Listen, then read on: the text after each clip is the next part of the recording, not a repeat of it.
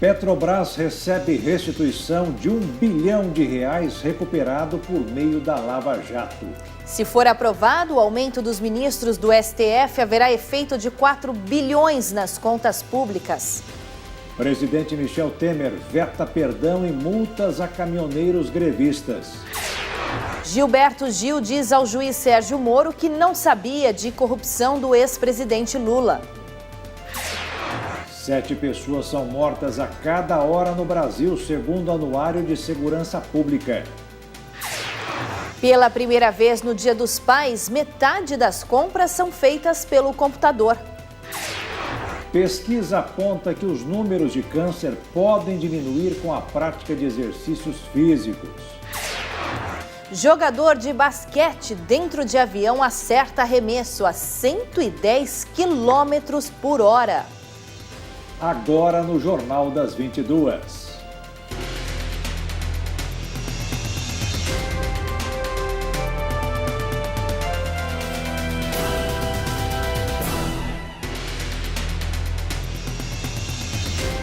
Olá, muito boa noite. Boa noite.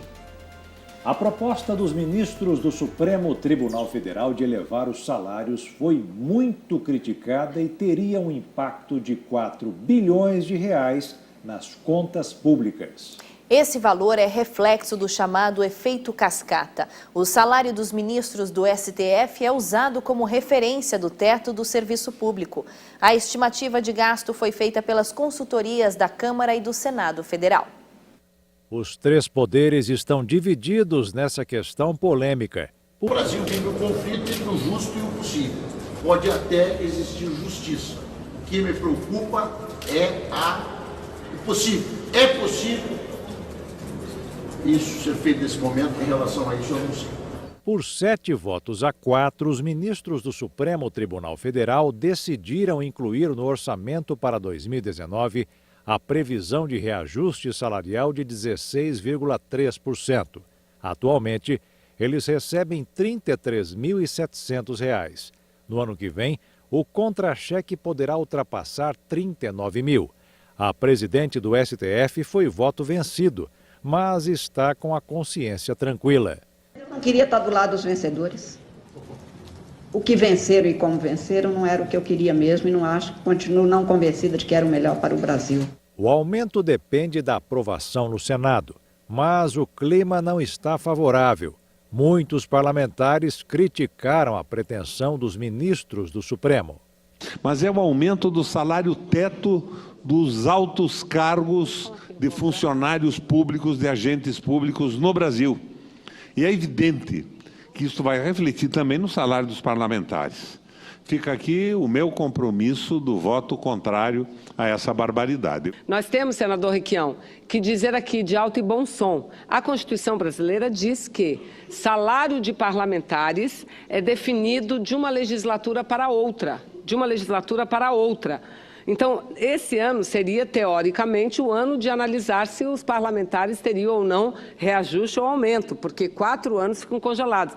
Desde já eu digo, sou contra 1 centavo de reajuste sequer, não pode. É preciso lembrar à sociedade que quando o Supremo aumenta o salário dos 11 ministros, esse aumento vai direto repercutir no aumento dos nossos vencimentos aqui no Senado, na Câmara, nas assembleias legislativas, nas câmaras de vereadores e em todo o setor administrativo federal. Tomar essa decisão agora não é uma atitude de, eu diria, compreensão do momento difícil do ponto de vista fiscal que estamos vivendo. O cenário de 2019 está desfavorável. O governo prevê um prejuízo de 139 bilhões de reais, sem contar o valor separado para o pagamento dos juros da dívida pública.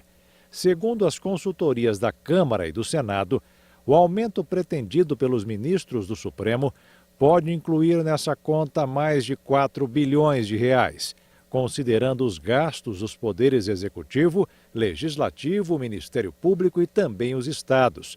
Além disso, o governo também será pressionado por muitas categorias de servidores públicos, que tiveram o reajuste suspenso em virtude da contenção de gastos. Para o presidente do Senado, o assunto deve ser debatido sem pressa.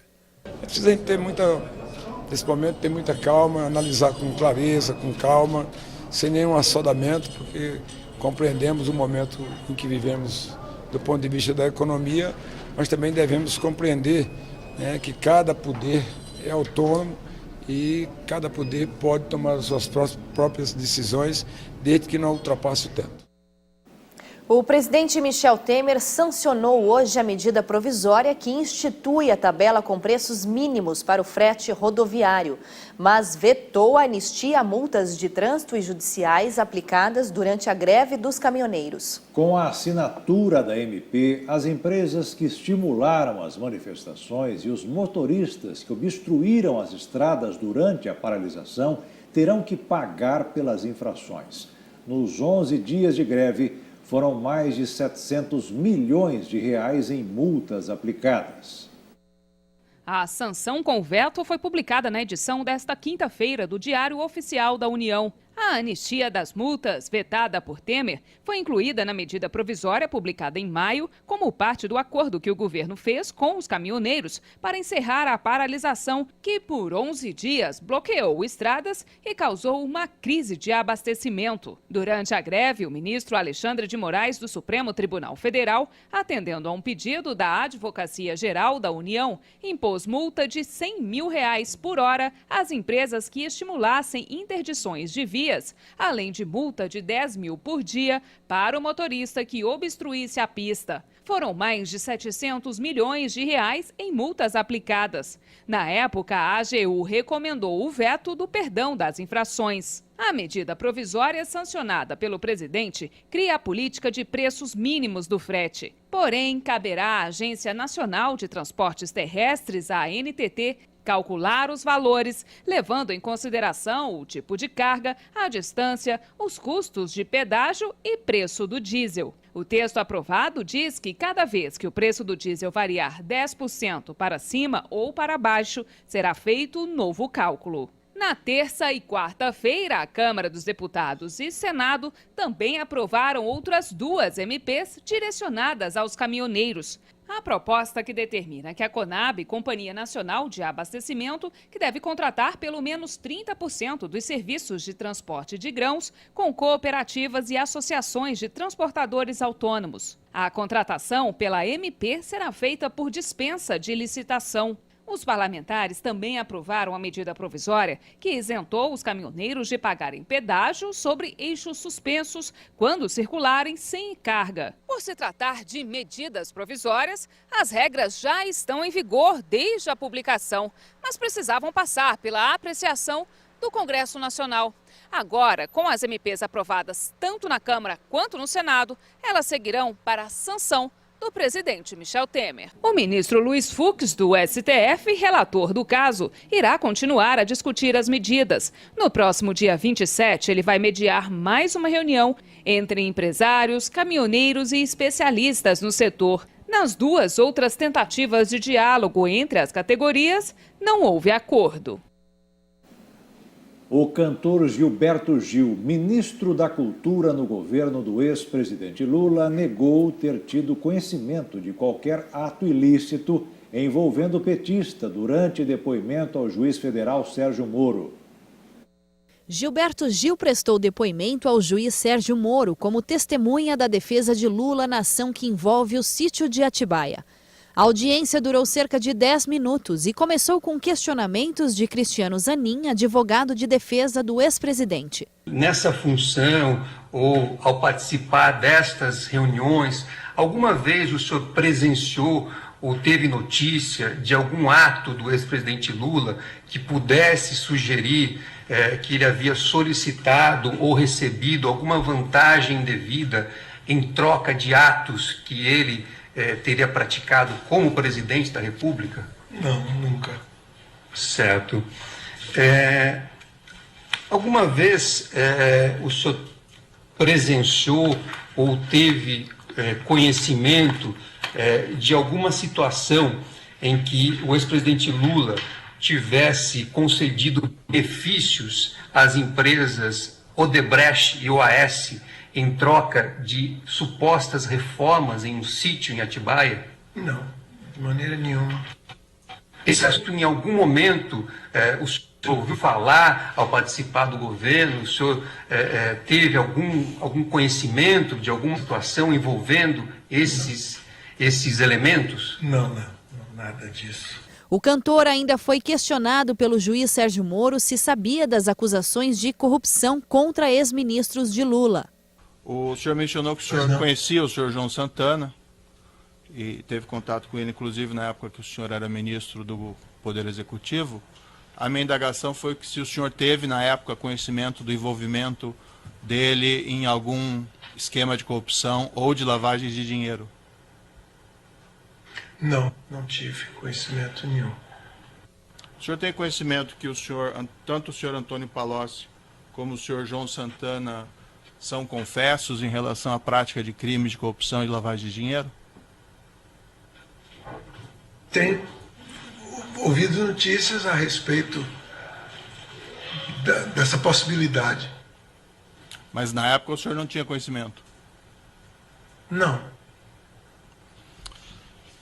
Tá certo. Só essas indagações do juiz apenas. Neste processo, Lula é acusado de receber benfeitorias no sítio de Atibaia que somam R$1 milhão. A reforma teria sido feita pelas empreiteiras Odebrecht e OAS. O sítio está registrado no nome de 2 empresários sócios do filho do ex-presidente. O entendimento dos investigadores da Lava Jato é de que Lula é o real proprietário do imóvel. O juiz Sérgio Moro aceitou hoje uma nova denúncia do Ministério Público Federal contra o ex-senador Gin Argello, preso desde abril de 2016 pela Operação Lava Jato. De acordo com a denúncia, as CPIs das quais Argello era vice-presidente foram criadas para apurar fatos ilícitos cometidos contra a Petrobras. Segundo a denúncia, na ocasião, o ex-senador aceitou o pagamento de propina para evitar a convocação de empreiteiros para prestarem depoimento. O MPF afirma que Argello solicitou R$5 milhões da empresa Galvão Engenharia e recebeu parte do valor, cerca de R$1.600.000, por intermédio de partidos políticos. Gin Argello já foi condenado pela Justiça Federal a 19 anos de prisão em outubro de 2016. Ele se tornou réu pelos crimes de corrupção passiva, lavagem de dinheiro e obstrução dos trabalhos da Comissão Parlamentar de Inquérito da Petrobras e da Comissão Parlamentar Mista de Inquérito no Senado e na Câmara dos Deputados, em 2014. Em novembro de 2017, a 8ª turma do Tribunal Regional Federal da 4ª Região confirmou a condenação em primeira instância, mas reduziu a pena para 11 anos e 8 meses. O ex-senador cumpre pena no presídio de Pinhais, na região metropolitana de Curitiba. As defesas da Galvão Engenharia e do ex-senador Gin Argello não se manifestaram sobre o assunto. Os planos de saúde devem ter reajuste de 10% neste ano, de acordo com a Agência Nacional de Saúde Suplementar, ANS. Por outro lado, os aposentados do INSS deverão ter aumento de 2,07%, o menor aumento desde o início do Plano Real há 24 anos. O resultado desse desequilíbrio é que os aposentados do INSS fazem parte do grupo que mais sofre para pagar um plano de saúde. No momento da vida em que mais precisam, muitos acabam sendo obrigados a abandonar o plano. Seu Osmani já está aposentado pelo INSS há muito tempo. A aposentadoria não é suficiente para as despesas dele e da esposa. Agora, só essa aposentadoria é o suficiente para o senhor viver? Não, nem para viver, nem para um plano de saúde, e muito menos pela minha idade. Não há condição. O senhor tem que fazer como? Não, é que eu trabalho até hoje. Tenho um escritório? Trabalho, tenho um escritório de contabilidade e continuo ativo. Estou saindo do escritório e vou indo para casa agora. Dona Cândida vive a mesma situação. A aposentada tem 2 empregos para completar a renda. E uma das maiores dificuldades é justamente pagar o plano de saúde. É muito difícil para nós aposentados, porque o nosso salário todo ano sofre uma defasagem. E para conseguir um aumento pequeno, nós temos que entrar com uma revisão no Estado. A Agência Nacional de Saúde Suplementar, a ANS, liberou um reajuste de 10% para os planos de saúde individuais nesse ano. Por outro lado, o aumento máximo dos aposentados do INSS em 2018 será de 2,07%, o menor desde o início do Plano Real, em 1994. E o resultado dessa conta tem sido totalmente desfavorável aos idosos. Alguns, para continuar com o plano, têm que abrir mão da qualidade de vida, cortar gastos, e outros, pior ainda, têm que desistir do plano na fase da vida que mais precisam dele. Há um amparo no Estatuto do Idoso, há um amparo para que ele tenha um plano de saúde aumentado de acordo com o aumento da sua aposentadoria. Portanto, entre com uma ação contra o plano de saúde para que você possa conseguir pagar o plano de saúde. Até porque o Estado é obrigado a dar a saúde à sociedade, mas o Estado não fornece a saúde a contento de atender a demanda, portanto a sociedade tem que recorrer ao plano de saúde. Eu ganho R$900 por mês, como é que eu vou pagar plano de saúde? Esse homem é um exemplo desse problema. Ele não tem plano de saúde, diz que o dinheiro que ganha da aposentadoria é insuficiente e para piorar a situação, a saúde já não ajuda mais. Olha, eu fiquei 30 anos sem ir médico, nunca tive nada. Agora dei uma baqueada aí, não consigo nem andar. E não tenho nada, ninguém sabe que eu tenho. Sem plano de saúde fica difícil. Não tem como. Você paga para mim a mensalidade? Boa. E você vai ver daqui a pouco, a Operação Lava Jato recuperou mais R$1 bilhão para a Petrobras. E ainda, jogador de basquete acerta arremesso a mais de 100 km por hora.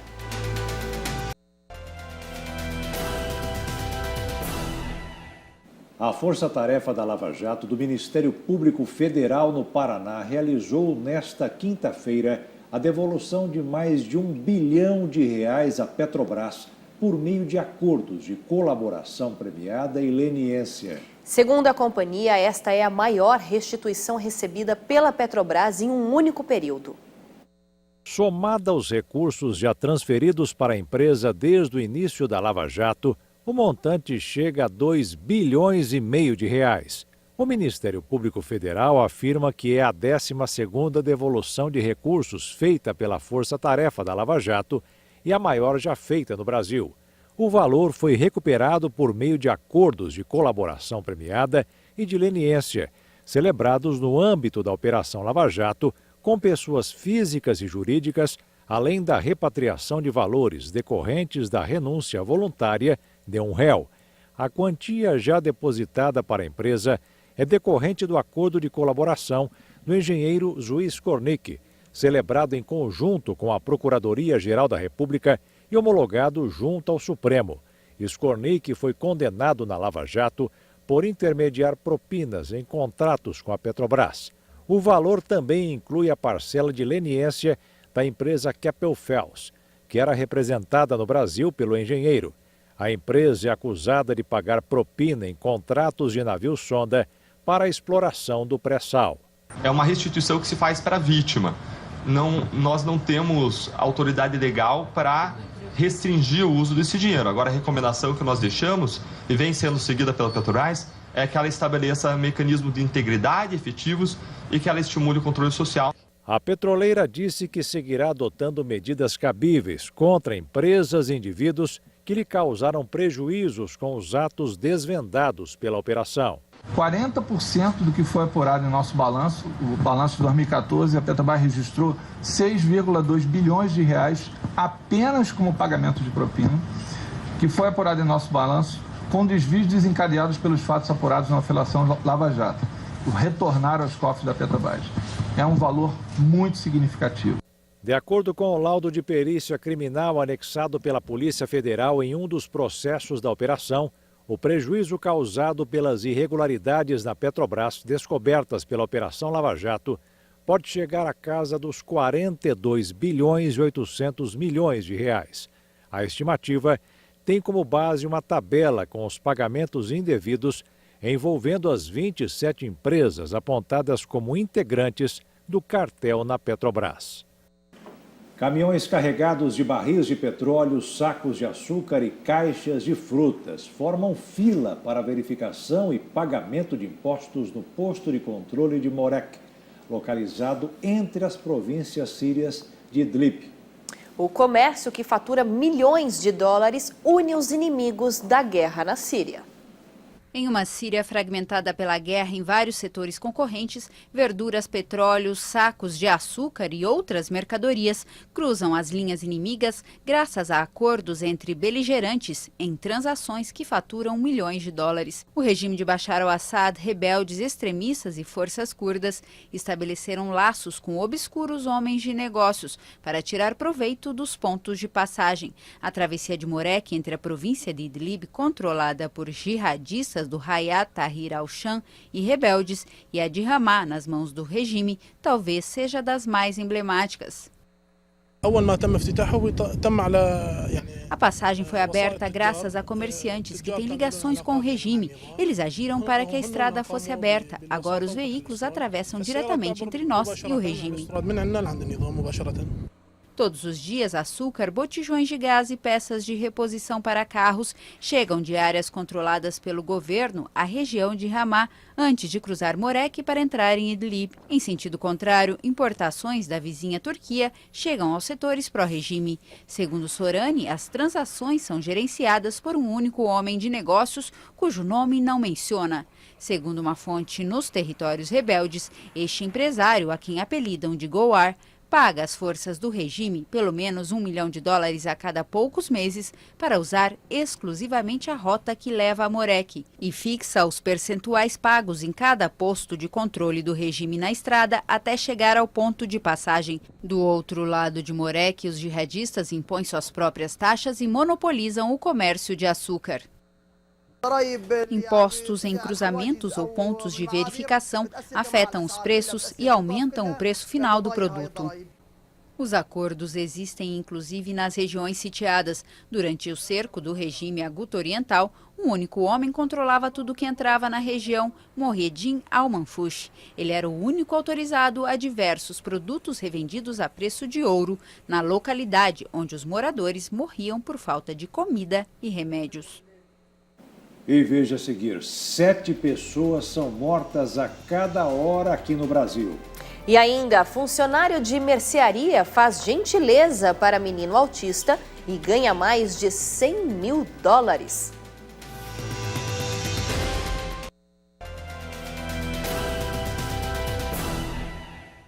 Após quase 30 horas, os presos encerraram uma rebelião no Centro de Detenção Provisória de Taubaté, no interior paulista. Todos os reféns foram soltos e passam bem. Entre as vítimas estavam pastores e outros religiosos que entraram na unidade para dar um apoio espiritual aos presos. O CDP tem capacidade para 844 detentos, mas atualmente abriga 1.521 internos. Uma pauta de reivindicações foi entregue à Justiça, porém o teor não foi divulgado pelas autoridades, nem os termos serão atendidos. Foram quase 30 horas de negociação para encerrar o motim. Religiosos e 2 agentes ficaram como reféns. Todos foram liberados e passam bem. Graças a Deus aqui terminou agora, todos os reféns foram liberados. Estávamos ali na sala da diretoria geral. Aqui já agradecemos aqui no momento, né, diretor-geral, coordenador. Teve alguns contratempos, mas tudo foi resolvido. E também agora, né, estive lá com os reféns. Graças a Deus eles estão bem firmes, fortes. O Anuário Brasileiro de Segurança Pública, divulgado hoje, apontou que 7 pessoas são mortas a cada hora no Brasil. Com isso, o país bateu novo recorde de violência no ano passado e registrou o maior número de assassinatos da história. No total, foram contabilizadas 63.880 mortes violentas, um aumento de 2,9% em relação a 2016. Este foi o maior número de homicídios da história, segundo os dados divulgados hoje pelo Fórum Brasileiro de Segurança Pública. O Rio Grande do Norte registrou a maior taxa de mortes violentas por 100 mil habitantes. Foram 68 pessoas. Em seguida, apareceu o Acre, com 63,9 vítimas, e o Ceará, com 59,1. As menores taxas estão em São Paulo, com 10,7 pessoas mortas em cada 100 mil habitantes, seguida de Santa Catarina, com 16,5, e Distrito Federal, com 18,2. O número de óbitos em consequência de intervenções de policiais civis e militares nos estados brasileiros aumentou 20% em relação a 2016. Foram 5.144 pessoas assassinadas, que representa 14 mortos por policiais por dia. Já o número de policiais mortos diminuiu 4,9%. 367 policiais civis e militares foram vítimas de homicídio em 2017. O Fórum também contabilizou o número de mulheres vítimas de homicídio no ano passado, 4.539, um aumento de 6,1% em relação a 2016. Desse total, 1.133 foram vítimas de feminicídio. Foram feitos mais de 221 mil registros de violência doméstica. O número de estupros também cresceu no país. Foram mais de 60 mil casos registrados no ano passado, um aumento de 8,4% em relação a 2016.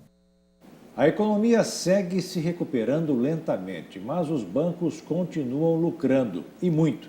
Veja essa e outras notícias nos destaques da economia. São 13 milhões de desempregados. Economia se recuperando lentamente, mas as maiores instituições financeiras do país não têm do que reclamar. O lucro líquido dos 4 maiores bancos do Brasil com ações na Bolsa cresceu 17% no segundo trimestre e somou 16 bilhões 880 milhões de reais. É o maior lucro consolidado nominal, sem considerar a inflação, desde o segundo trimestre de 2015. O levantamento leva em consideração os resultados do Itaú, Banco do Brasil, Bradesco e Santander. O aumento dos ganhos é resultado do crescimento das receitas com tarifas, menores despesas com calotes, menor custo do crédito e maior controle de custos. Pelo resultado, os banqueiros estão cada vez mais ricos, faturando alto, mesmo em tempos de grave crise financeira. A Confederação da Agricultura entrou com um novo pedido no Supremo Tribunal Federal para suspender o tabelamento dos preços do frete. O setor citou custos bilionários com a imposição do tabelamento instituído após a greve dos caminhoneiros em maio. Segundo a CNA, a lei deverá elevar os custos dos alimentos, podendo inviabilizar a produção agrícola em áreas distantes dos grandes centros. Uma pesquisa divulgada pelo Datafolha revela que o brasileiro segue displicente quando o assunto é poupança para aposentadoria. De acordo com o levantamento, dos brasileiros que ainda não se aposentaram, quase metade espera contar com os recursos da Previdência Social. 28% das pessoas pretendem continuar no mercado de trabalho e 2% acreditam que terão apoio dos filhos ou da família. Apenas 2 em cada 10 brasileiros afirmaram que estão se planejando de uma ou mais formas para a velhice. Segundo a Associação Brasileira das Entidades dos Mercados Financeiro e de Capitais, a pesquisa é preocupante e o planejamento financeiro para a aposentadoria é fundamental, principalmente no momento em que se discute o déficit da Previdência Pública, com a possibilidade de uma reforma no setor. No mercado financeiro, o dólar fechou em alta nesta quinta-feira.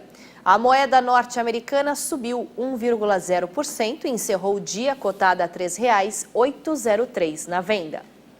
O brasileiro está comprando cada vez mais pela internet. Um exemplo é o que deverá acontecer no Dia dos Pais no próximo domingo. As vendas deverão aumentar 6%, mas pela primeira vez na história, metade das encomendas dos consumidores deverá ser feita pelo computador, onde os preços são mais em conta. A outra metade vai às lojas. É assim, na ponta dos dedos, que muita gente está comprando presente para o Dia dos Pais. E tem para todos os gostos. A variedade e a comodidade são 2 dos motivos que atraem cada vez mais pessoas para o comércio virtual. Eu sempre compro pela internet, sempre. Por conta para mim o que pesa mais é a comodidade. Eu tenho maior tempo para pesquisar ali na internet, comparar preços. E a comodidade de receber na minha casa, para mim que tem uma vida bastante corrida, agitada, para mim é ótimo. Uma pesquisa feita pela Confederação Nacional de Dirigentes Lojistas e o Serviço de Proteção ao Crédito, o SPC Brasil, confirmou o crescimento do comércio pela internet nesse Dia dos Pais.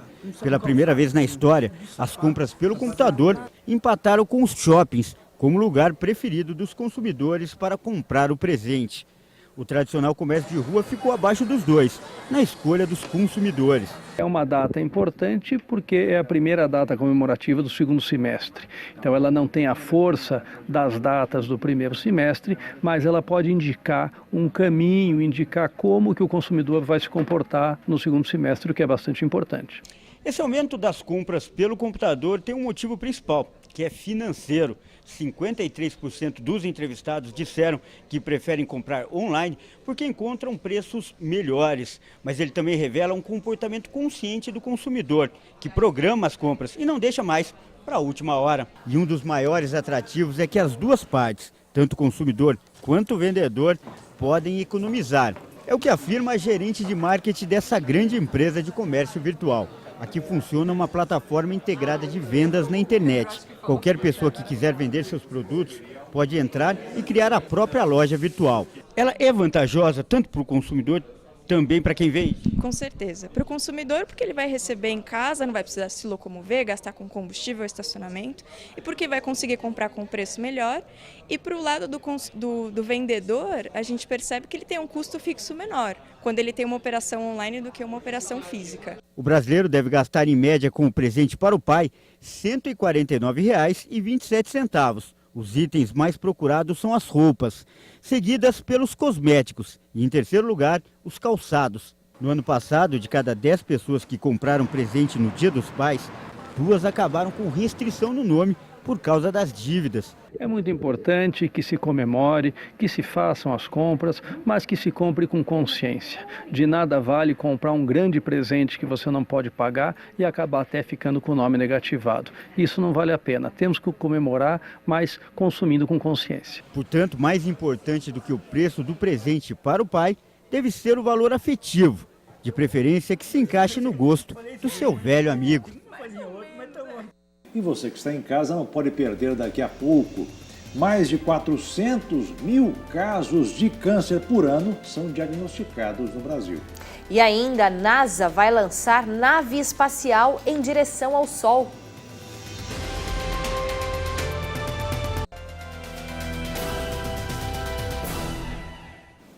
De acordo com o Instituto Nacional do Câncer, são diagnosticados no Brasil mais de 400 mil casos por ano. Uma pesquisa realizada por universidades brasileiras e estrangeiras apontou que os números podem diminuir com a prática regular de exercícios físicos. Pelo menos 10 mil casos de câncer por ano poderiam ser evitados no país.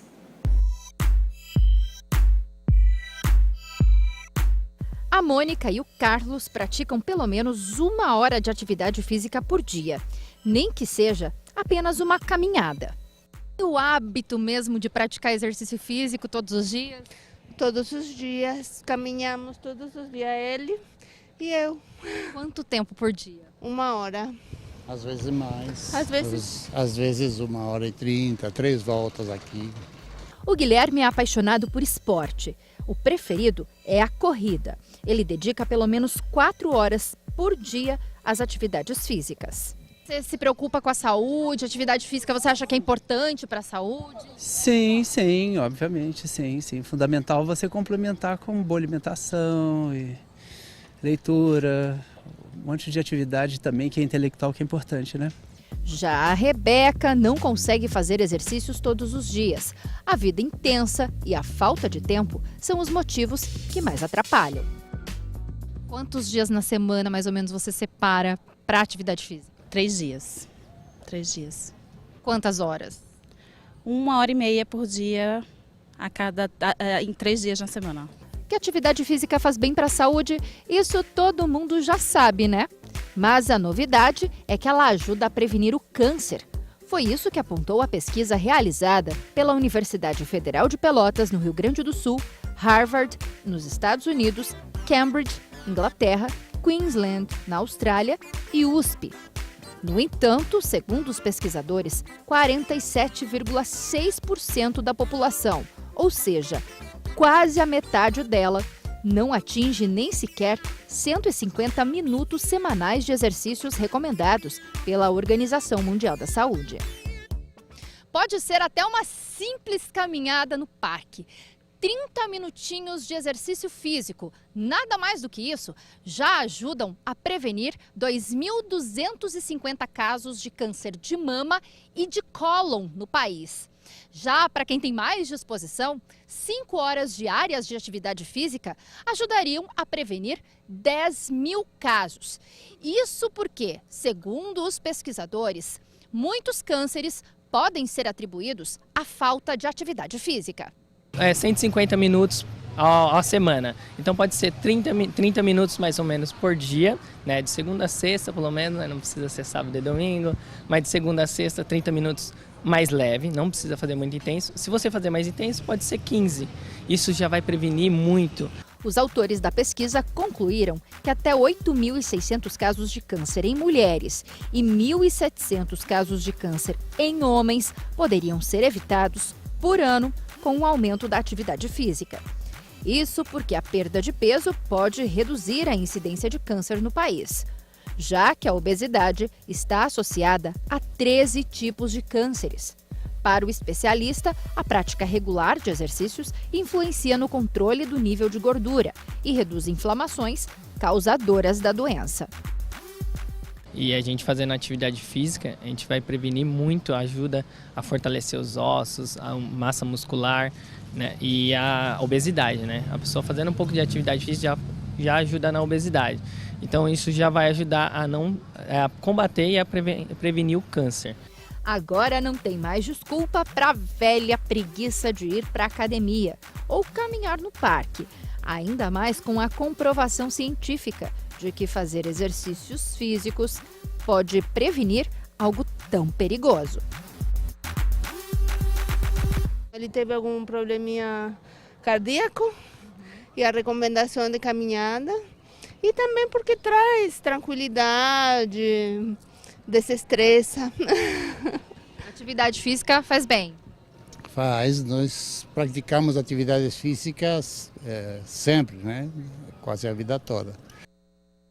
A NASA vai lançar no sábado uma nave espacial de $1,5 bilhão em uma jornada em direção ao Sol. A sonda Parker deve oferecer aos cientistas a visão mais próxima que se tem dessa misteriosa estrela.